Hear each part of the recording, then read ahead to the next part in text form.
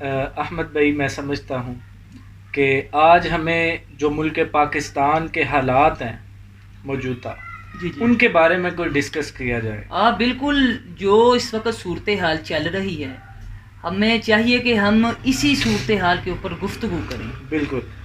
اور پہلی بات جو میں بہتر سمجھوں گا اس کے حوالے سے جی وہ یہ ہے کہ سیلاب آفتیں آتی کیوں ہیں. آتی کیوں؟ اللہ تعالیٰ نے اس کے حوالے سے ایک بڑا زبردست جو ہے وہ قرآن مجید کے اندر پیغام دیا. جی ظہر الفساد فی البر والبحر بما کسبت ایدی الناس. اللہ اکبر. بما کسبت ایدی الناس. بما کسبت کہ دنیا کے اندر جی کوئی بھی پریشانی آپ پہ آ جاتی ہے، ہاں جی کوئی بھی مشکل آ جاتی ہے، جی اللہ تعالیٰ ظالم نہیں ہے. اللہ ظالم نہیں ہے. بما کسبت ایدی الناس، جو انہوں نے کمایا ان کے ہاتھوں میں جو ہمارے اعمال ہیں ان کا رزلٹ اللہ کے سامنے آئے گا. اللہ کے سامنے.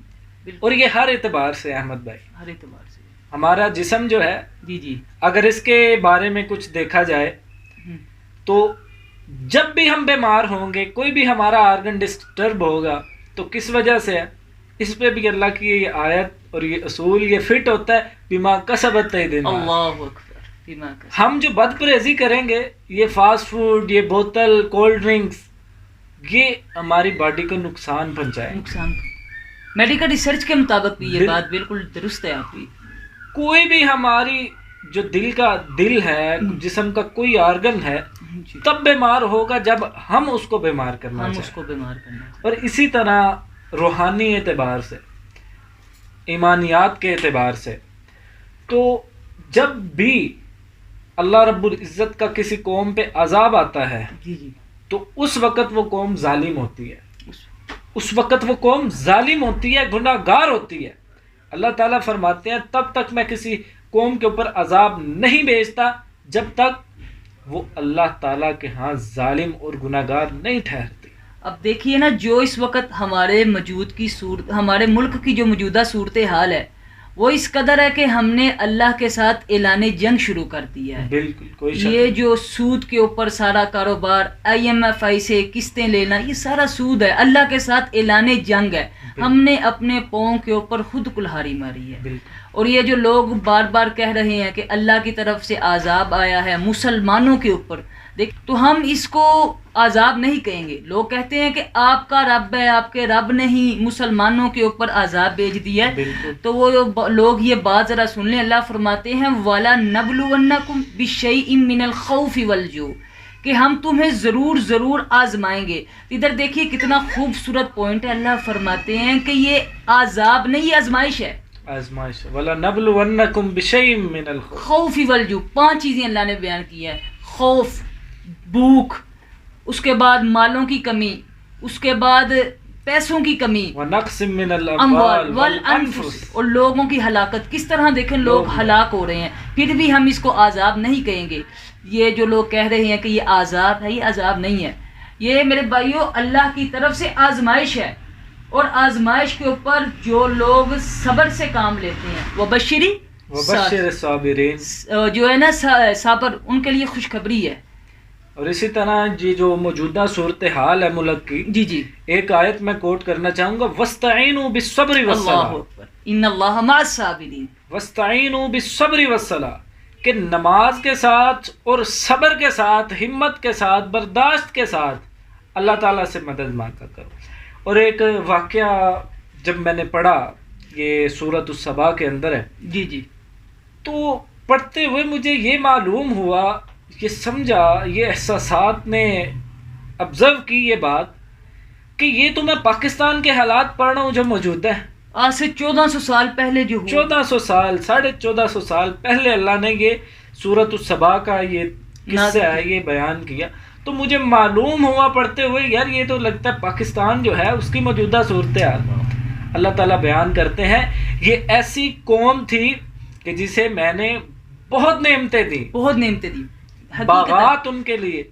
اور تفسیر جلالین کا میں مطالعہ کر رہا، صاحب تفسیر کہتے ہیں کہ یہ ایسی عظیم قوم تھی جی کہ جس کے لیے اللہ رب العزت نے ثمرات جو بنائے، جو ان کے لیے نعمتیں تھیں، کہ ان کی بستی میں سانپ نہیں تھے، کیڑے مکوڑے نہیں تھے، کوئی جنگلی جو خطرناک کیڑے مکوڑے ہیں وہ نہیں تھے.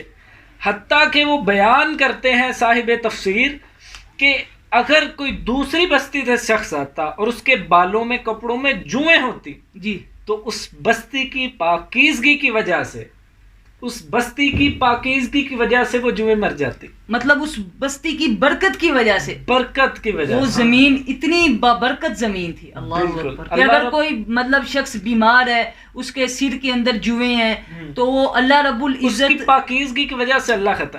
اور جو ٹو دی پوائنٹ بات ہے کہ جس کی وجہ سے مجھے معلوم ہوا کہ یار پاکستان کے اندر بھی اللہ نے بے شمار دنیا کے اندر زرخیز ممالک میں پاکستان جو ہے وہ ان کی لسٹ میں آتا ہے بے شک. تو اسی طرح نعمتیں تھی قوم سبا پر، اور انہوں نے ایک کام کیا تھا آج سے یعنی کہ بہت پرانی ہزاروں سال پہلے کی قوم ہے.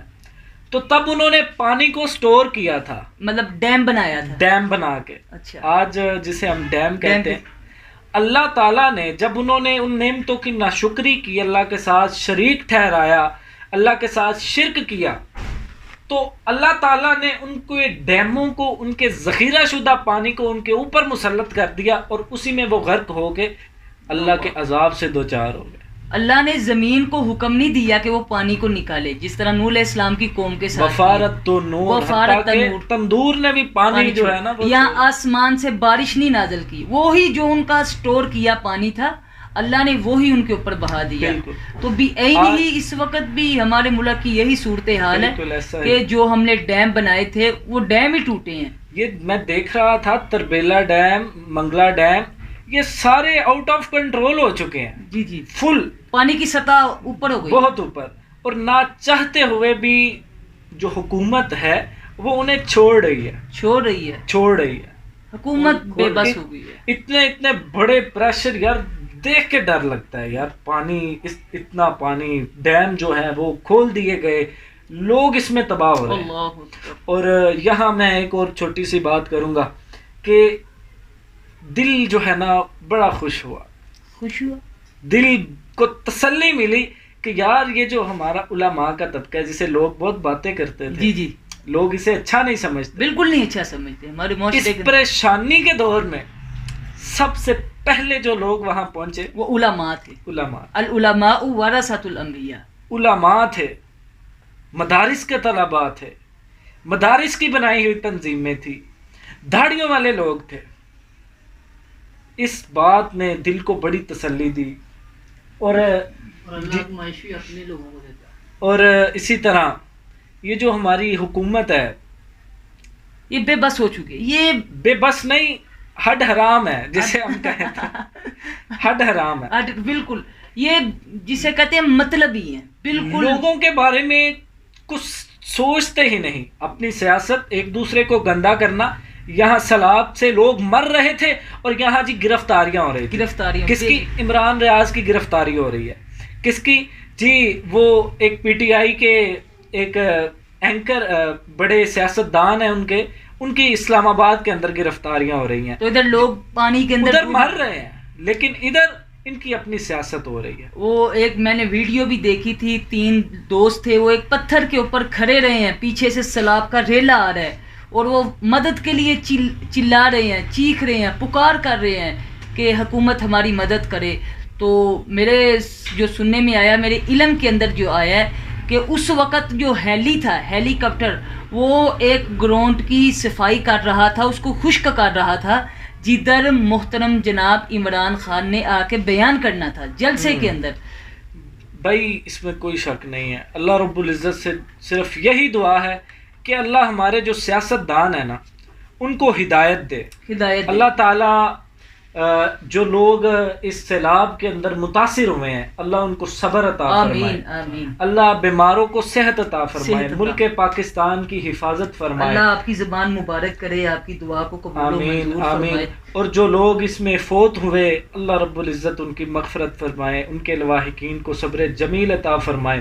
اور پاکستان کا جو اس میں نقصان ہوا معاشی طور پہ، جس اعتبار سے بھی اللہ رب العزت پاکستان کو نعم البدل عطا آمین، فرمائے، آمین۔ دن دگنی رات چگنی ترقی عطا فرمائے۔ آمین۔ اسی پہ اختتام کرتے ہیں اپنی گفتگو کا۔ جزاکم اللہ خیر۔